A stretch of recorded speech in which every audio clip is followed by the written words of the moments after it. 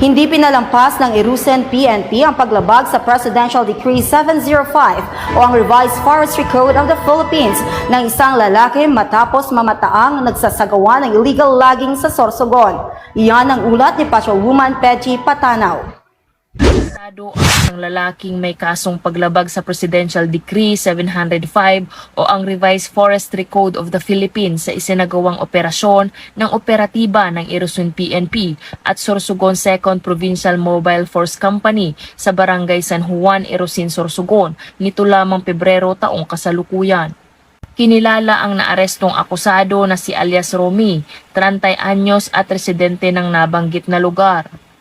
Ayon sa ulat, naaresto ang akusado bandang alas 8 ng gabi sa bisa ng warrant of arrest sa kasong paglabag sa Presidential Decree 705 na inisyu ng Regional Trial Court Branch 55, Irusen, Sorsogon.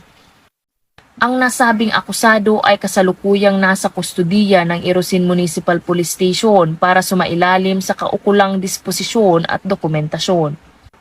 Ang PNP Bicol ay masigasig sa pag-aresto sa mga taong sumisira sa ating kalikasan at alinsunod sa mga programa ng ating Pangulong Bongbong Marcos na pangalagaan ang ating likas na yaman para sa bagong Pilipinas at serbisyong nagkakaisa.